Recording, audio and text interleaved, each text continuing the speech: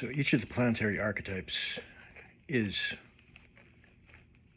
deeply invested in certain signs of the zodiac. And there's a reason why archetypes are associated with different signs. For example, the sun is associated with Leo, and Leo is in the middle of summer in the northern hemisphere. The moon rules Cancer, which is the first sign of the summer. These are not winter signs. You do not find these luminaries ruling places that are outside of the fertile year, what I call the fertile year, which is between spring and the end of summer. Whereas Saturn has his rulerships in the winter time in the northern hemisphere, which of course is Capricorn and Aquarius, and his exaltation is in Libra at the very beginning of the fall, which is ushers in the what I call the infertile year, the year from fall through winter. So Saturn is the topic that I'd like to discuss. Saturn is intimately involved in these signs because if you look at the zodiac in terms of a great tree of life, each of the signs also shows you where the life force is in the great tree of life. And Saturn is all about the root. A tree in the wintertime, deciduous tree especially is a great example. The energy of the tree is in the root. Saturn is all about protecting the root. Now, this metaphor of protecting the root, of protecting what's deep inside, this is 100% applicable to Saturn. Saturn does that. He's interested in what comes at the root, what is at the very base of a thing.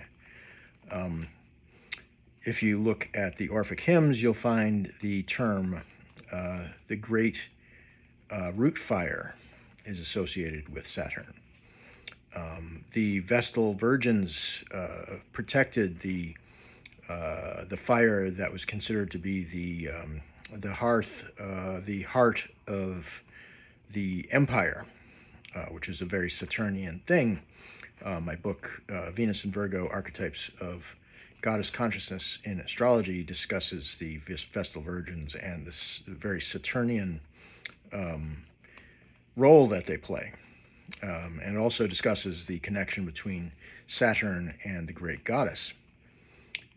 Saturn, of course, in the mythology was the Titan, who was a son of Gaia, and when Gaia believed that Uranus, her primordial partner, the sky god, when she believed that he had punished her children, the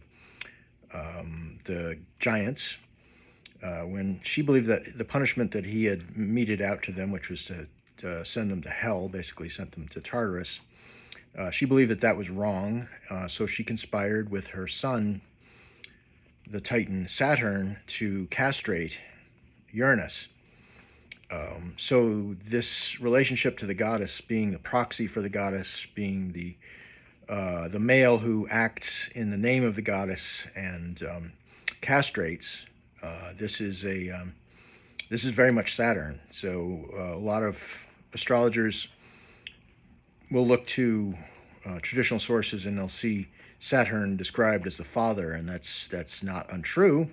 But this is a much more nuanced and mythically based reading of what the Saturn archetype really means. In Vedic astrology, one of the equivalencies for Saturn is Kali. Kali wears a necklace of testicles around her neck. So she is also a castrator, and she's also the bifurcated goddess, the punishing and crone-like manifestation of the great goddess in her dark and punishing archetypal presentation. So this is a little bit about Saturn, and this is how I approach this archetype. If you have interest in this, I do readings, and I also teach classes. I have this tree of life concept, which I use as the root of my astrology. So it gives a very naturalistic view of each of the archetypes and its relationship to the great goddess, which I believe is the essence of our astrology. It's all based in goddess cults and fertility cults, essentially. So again, you can reach out to me, michaelmsuter.com. I'm Daimon Seed, Daimon Seed astrologer on Substack.